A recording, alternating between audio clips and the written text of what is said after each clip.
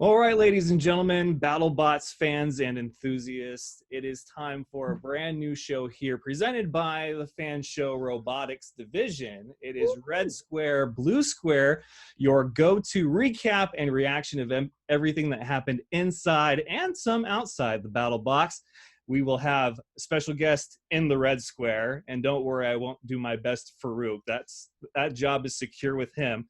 And then a guest in the Blue Square, and we will talk about the card and break down the most recent episodes. So we start with episode number 1, and joining me in the Red Square, known as Matty V, as Chris Rose likes to call him, he is the driver for Whiplash, Matthew Vasquez. Welcome, Matty. How you doing? Hey, I'm doing pretty good. It's good to be back, after another season. And, it's awesome to see it back on TV again and, go through all this again. It was when we were a little bit worried there with, COVID and stuff, but being here is, insane to have done all this. So, I think we're all very happy. I would agree with that. Yeah. And in the Blue Square, he is the bot whisperer, Peter Abrahamson. How you doing? Welcome back, sir. Sorry. What was that? I was whispering. Hey, how you guys doing? Good to see you, Matt, as always. Well, Pete, we will get to you in a second because I'm sure you're enjoying all the time in front of the camera and not behind the scenes. You did very well in the first episode, so first off, props to that. It's not an easy gig, as I'm sure that you can attest to. But no, and I have stories, so yeah, it wasn't easy. Well, first and foremost, I think we can overlook the obvious of what made this season different, because everything about it was really different other than the action that happened inside the box, which I think, 8 fights on fight card number 1. None of them really disappointed. 7 knockouts out of the 8 matchups, some jaw droppers, some surprises, and some close calls. But what was the biggest difference that was the hardest to adjust to or overcome? To be completely honest, I think this season made, for our team, life easier because we had more time to build. We had way bigger pit space. We had everything we needed at the event, catered to our every need. I mean, it was for COVID reasons, but it really made all of our lives so much easier. So I think from a builder standpoint, there were other teams that definitely had issues. They couldn't access their robots and things like that. I mean, our robot's in the garage. So when I came back from school and really had all this new free time, just because I wasn't doing all the things I was doing there, besides my schoolwork, we had all this time to work on the robot. Peter, now shifting over to you on the production side, I know production crew and competitors that will be there, sunrise to sunset and then some. I mean, some have slept over at the facility where the tapings happen because they're so involved. I can't even imagine the extra time and effort and energy that went into making sure that safety precautions and things like that. What was a day in the life of BattleBots like this year? Starting off, before we even got to the show starting, I had a lot of trepidation. I was really worried about how this was going to happen. And, it was Greg and Trey. So I've known Greg since 7th grade, fully trust that this is their life's work. I'm not going to let them down by my own fears. And once I started being involved with seeing how the regulations were going to be for the COVID, it was like, oh my God, this is amazing. They've gone leaps and bounds with how they were going to handle it. I mean, things that you wouldn't think of were such big blessings was the fact that the building was 400,000 square feet and they used to build C-17s in there. They had a giant F.A.N evac system on the roof that never got used because that was meant for fires in case during the building of a plane it happened, and it never got used. They hunted down the original engineer that designed that evac system, and he helped them get it all back up and running, and we turned it on and would just open the big bay doors, and this huge waft of air would come up and out and go up and through the whole thing, keeping us fully, evac'd the whole time, basically. It was an amazing like Greg would hand pucks to everybody. You know, the Pogs would come by and say BattleBots winner. He would squirt them with Yeah. antibacterial and hand them to you. Like there was so much effort put into how do we do this COVID safe that it almost just seemed to be seamless. Like you kind of forgot. I mean, yes, we all had to wear masks and there were plastic between us and each people. And there was lots of things that were going on, but it really wasn't a big discomfort. It really was handled so well, I felt, that, I mean, we had 600 people on set for 2 weeks that nearly everybody's getting I was getting tested daily because I was on the talent side now, that nobody got sick. And for 2 weeks after, none of the crew were sick either. So that's a pretty amazing feat unto itself. It was so well handled. And then it did things that I don't know how we're going to take back, because the pits now, everybody had 20 foot of space between each other and they just spread out. You know, it was to keep them separated, but now they had all this room. Like, we're not going to have that building again next year. So how do we go back?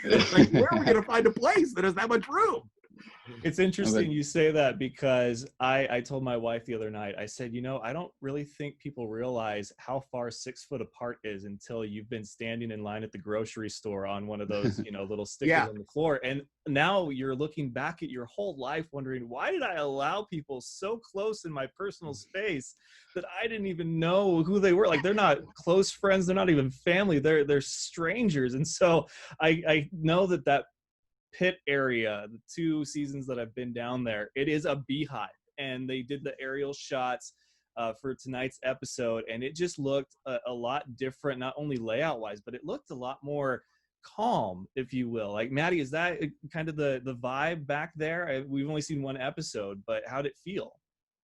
Yeah, I would say you're right about that. I mean, I think everyone was just pretty happy and just relaxed, given that we had so much space and that, you know, every one of our needs was catered to. And I don't think there was a single person there who felt like things weren't run safely. I think everyone felt completely safe, and they were completely safe. No one got sick. I mean, that's really incredible, because I know before the event, there were a lot of people who were going, you know, maybe I don't want to go because, you know, I don't want to take this risk. You know, there are some people who didn't go because they didn't want to take the risk, but I don't think a single person who went regretted it. I don't think a single person did. Biggest miss, what everybody was missing, was be able to hug each other. Yeah. That was like, I think the law. Yeah. Like, because everybody hugs each other there. Like, BattleBots is about, like, there's always a physical contact because these people really care about each other. Yeah. And that was the sad part. It's like, you go, okay, yeah, 6 feet. I'll stand 6 feet and give you a hug. It's funny because, like, normal years, there's the normal bot flu, where there'll be quite a few people every year who get, you know, just normal, you know, cold or whatever. I know. Yeah. So it's like there was none of that either. I mean, yeah. So maybe these practices will be carried on, at least some of them. Well, I talked to Greg as the filming was going on, you know, checking in periodically with him and a few of the builders, you guys yourselves. And I remember Greg told me once it was wrapped, I said, hey, congratulations, you know, you guys got through it. And he's like, you can congratulate me in 2 weeks when everybody gets home safe and nobody tests positive after that. So, I mean, that just shows you where Greg Munson is mentally, as far as what his top priority is, which I think speaks volumes for BattleBots and the whole team there. And you guys missed hugging, obviously missing fans this season, and you guys kind of had to be your own fans. Now, the times I've been down there, you're never not working, but you will take the occasional break for 5 to 10 minutes to run over to the couch corral with the TV and watch the fight, and then you're right back to work. But now, I mean, Matty, was there kind of this feeling of additional obligation that because you guys are now the role of the fans for each other, that you kind of had to be out there and be a bit more vocal and really cheer them on? Yeah, I mean, definitely that's not the first thing we're thinking about, I'd say. I mean, we're mostly just worried about getting the robot ready. And I mean, they kind of did it well. They had, like, while you're waiting for your fight, they would kind of line you up and you could, you know, watch fights from the stands while you're waiting. So that worked out pretty well, I think. But yeah, I mean, at the end of the day, we're all fans of the show too. We want to watch the fights. I mean, we don't want to just, you know, hide away in our pit area, then fight our robot and go home. We want to see all the other fights. I mean, that's why we're there. So yeah, being in the upper boxes, it was definitely, it was cool watching them live, because in normal seasons, we're not really supposed to be in the stands. So we don't really get to watch any live fights other than our own. So it was cool to, see a few here and there. And then Pete, how about for you from a production side? Obviously you had a front row seat, and now you are seeing builders and competitors around you making the crowd noise that's usually made up of the fans. What was that experience like for you? I mean, I was kind of worried. Like, we all thought, oh my God, the energy is going to be low because there won't be that amount of fans. It never was. It never felt like it was low. It was always pumped. People, all the competitors that were up in the opera boxes were ecstatic to be there and yelling and screaming anytime anybody came out of a tunnel. Like, it was great. Episode 1 went, I think, as according to plan, as you could say. As I mentioned, 7 of 8 were knockouts. And Matty, you guys were fight number 1. A matchup that a lot of people were really looking forward to, other than the main event. And so you guys kick off the season. Now, is that how the tapings started? Were you guys the first fight of the tapings too? We were not the first fight of the tapings. We were later. I think we may have been like the last fight of that day. Wow. But I think they just bumped us up to, first fight, first episode.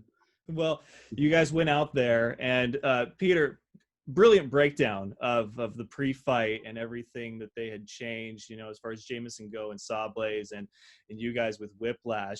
Now you go out there, you have whatever expectations you have, because this has been postponed and a lot of uncertainty, but now you're there, you're in this BattleBots bubble, and you're finally ready to fight. Even if you guys weren't the first one of the day, this is still your first fight. What was the emotion? And then just you blink and all of a sudden now it's over, and now you go back to the pit. Like, how was, your first fight? In the very beginning, you're just kind of happy to, finally be in the arena and like get a fight in. Like, I think that's what everyone wants. And we were just happy to be in there. And I mean, obviously the fight didn't go quite as planned, but I mean, he was just lower than us and just scooped us up, and we really couldn't do too much about that. Sort of like halfway through the fight, I kind of noticed like what we're doing is not working. So I'm just going to turn around and start, whacking him from behind. But that's like our panic move. We only do that when things are going really poorly, we do that. And when things are going really well and we're showing off, we do that. Those are the only 2 scenarios you will see that move. Well, I mean, long season ahead of you. They say every fight counts, but I know that a lot of times these matchups, alone are viewed as like strength of opponent, and then you have so many opponents, strength of schedule then at that point. And for the fans watching at home trying to do some investigating of my background, yes, that is a Whiplash tire that I got last year from their fight with Witch Doctor, and it's below the BattleBots posters. So I love having memorabilia from you guys as keepsakes, and you don't get much better ones than a tire from a fight, especially one like that. So you guys will bounce back. I have no doubt about that. But let's look at this fight card. We got to see Rusty debut. I had heard a lot about Rusty going into the season, and now I see why. Peter, why do people love Rusty so much already after just one episode? Dave Eaton is just, he is a dream for the camera. Like, when the microphone is there, he is this comic gold that just shows up. And Rusty like embodies all of that within it. Like, Dave's story alone was great, let alone be, oh, I'm alone. It's just Dave Eaton alone. I show up, drove all the way out here, and brought this robot that I built out of parts off of my farm. And he then all of a sudden just embodies that mentality into the bot. The bot itself looks that way and carries itself that way and drives that way. Like, the way the treads slide on the box floor is great. Like, everything about it, it kind of bumps along as it goes, and the hammer comes down and the drill starts trying to peck, and it's really fun to watch. And it isn't actually a bad bot. I mean, you look at it and go, oh my God, that's a piece of junk. No, it's actually not bad. Like, he did some really good things inside there and made a tough bot that survives really well against a good fight. It's a true garage build. I mean, I think that's the main thing you can say about Rusty. But also, I think something I really like about Rusty is that a lot of the time when you have like a brand new builder coming to BattleBots, they'll like look at what are the top robots, like let me copy that, let me copy that. He just said, screw all that, I'm gonna do whatever I want, bring it. Does terrible, I don't care, I'm enjoying this.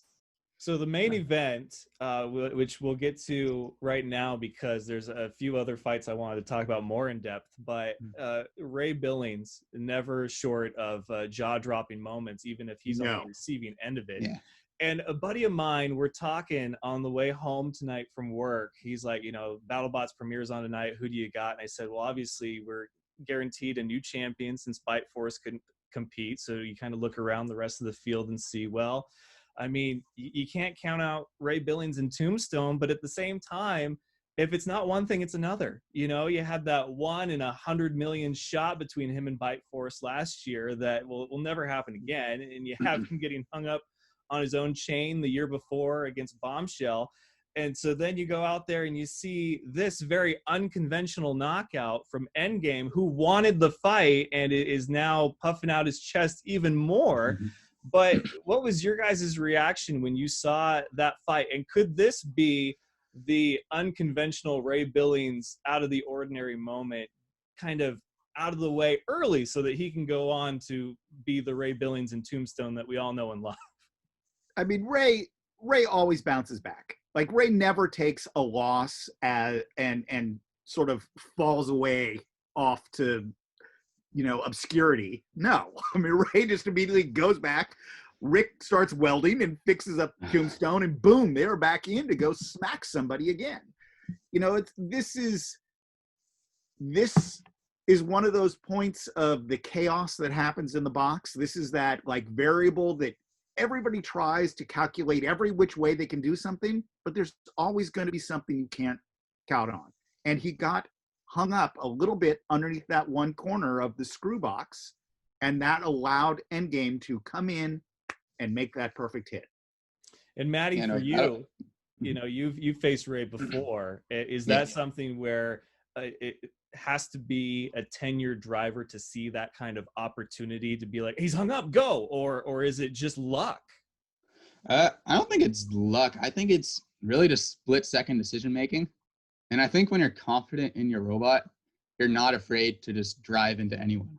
And what they were doing is they just kept their stick pointed at Tombstone and just aimed at him and hit him. I mean, maybe the angle they hit them was like a little bit of luck, but I think even if he didn't land over the wall, it probably would have hurt him pretty bad, and they probably still would have won. Endgame on the right track, obviously. Saw Blaze, a lot of what we expected. Mad Catter took down a member of the Ewert family and did so in television glorious fashion, as Peter, you mentioned with Rusty and that one-man team. But without the fans and the way that you guys had to go about this season, I feel like instead of the bots kind of being the characters that we get to know, we're going to get to know a lot of the team members more in depth than we're used to. Is that accurate? Certainly feels that way. I mean, like, we're seeing the stars come out as the builders are starting to really sort of shine more. And of course, Mark Mason is Mark Mason. I'm gonna go for you. I'm coming. I mean, like, he already fills the arena, so you don't need more of that. But he also came and they fought like madmen and really did a great job with that robot. I mean, that was a good fight for him. Yeah. And losing a fight. I mean, the great thing about the fight card format is you lose a fight and you learn from it. So better than losing and learning from it in the tournament, because then you have to wait all year to come back. Right. The fight card really allows you to see rock, paper, scissors fall out in multiple different configurations. You don't just see the rocks versus the rocks. You don't just see the scissors and the scissors, or the one rock versus scissors moment and that scissors turns to crap. Like, you get to witness everybody attempt in a different way to fight other bots. And I think this format is just the best. Well, I love that the casting crew is back. Farouk still doing his introductions. Different angle on him. A lot of the changes from a fan and viewer standpoint, I was watching. I was like, I could get used to this, especially the the teams being in their opera boxes, and you had the one-on-one with Will Bales and him talking shop. You gotta love that. So I'm really excited about that aspect of this season, is just kind of getting that more involved feeling with the teams and their members. I feel like it's really going to create even more of a personal connection. If you're a bot fan and don't have that already with these teams, then there's something wrong with you. But this is the perfect season to do that. I will tell you right now. So now we're going to end this with the Pulverizer. We're going to pin you guys in the corner and have to answer a couple of questions. This first one, we'll start with you, Peter. The biggest jaw-dropping knockout from episode 1. It was definitely Endgame Tombstone. It was so fast and so big. I mean, it just blew me away. But I do have to say, while we were watching the episode, when Sawblaze hits Whiplash there on the side, my wife leapt out of the seat. Like, she was like, oh my God, that was so harsh. We have to remember, these bots weigh 250 pounds. Tombstone lifted up and transitioned over like 4 feet up and 4 feet over. And that's 250 pounds. Like, it blows my mind at how much energy is going on inside that box at any one time. I mean, obviously our knockout that was against us was pretty good. I mean, I think that was a pretty, as far as like cool knockouts go, that was a pretty cool knockout. He like teed us up and just saw a spot, aimed for it, and just fired. Like, that was, I mean, even being on the losing end, there's sometimes I'm losing a fight and I'm watching, I'm like, that's pretty incredible what they just did. like there's some times when we're getting torn to shreds by Tombstone, I'm like, dang, that's pretty amazing. He's just tearing through all that steel and all that aluminum like that. But that's kind of how I felt getting, chopped by Sawblaze. The jaw-dropping moment for me was definitely the way in which Tombstone got knocked out. You just don't see that every day. His bot get launched over the border like that and out of bounds, as they say. But for me, my favorite knockout, and I think the biggest one that a lot of people are probably sleeping on because of where it was at in the card, Bunny and Malice over Axe Backwards. Now, I love Kurt. I really do. Kurt is a good friend of mine. I've got one of his shirts here. I wear it around all the time, and he's always fun to talk to. But oh my God, have we needed Bunny in the world of combat robotics, because most of the girls are so polite to each other, and she is not about it. She is ready to trash talk, and I am all in. I am here for it. I've known Bunny since way back at Robo Games. I don't remember what year, probably. I think I met her 2003, 2004. And to see her captaining a team, like, I mean, I had tears. I was excited as she was when she was like up there doing her interview, because I was so happy for her. It was so amazing to witness that. And to go of a win like that with the fire just exploding everywhere. I mean, that was brilliant. It had a little of everything. That's why that's my favorite knockout from episode 1. So Bunny and Malice, congratulations. What a way to kick off your season. And there was so many great fights in this one. But it's not just about the fights, it's about the bots. So Peter, if you had to be a member of one of these teams for this season, or I guess even if you're just a full-on fanboy of a team, which team is that? Talking to him. He's right here. Like, I would jump on Whiplash any day of the week. I mean, the thing I love, what was great about watching, one of the things I saw with Endgame and what I also saw with Whiplash is after each fight, they would basically strip the robots down, clean them out, so there's no shavings of metal to get into your speed controllers while you're driving. That's usually one of the things that kills most bots. Yeah. They rebuild their bots to be a functioning, well-oiled machine that they have confidence in. And that's the stuff I love watching, is witnessing somebody, as Matt Maxim always says, is a fight is won in the arena, but a tournament is won in the pits. Yeah. And that was what I would witness by like watching Matt and the family work on Whiplash in the way they do, and how well that machine kept working after each fight. Well, and that's a big compliment coming from Peter, who picked your team as one that he would join. And unfortunately, he doesn't have a team that you could join. But since you guys, as you know, the cast and crew and the builders and competitors are technically the fans this season, what bot are you a fan of? Favorite robot? I think let's go maybe Hydra and Fusion. I'd say are my favorites. Hydra's amazing. Hydra and Fusion, just because like I don't know what it is about it.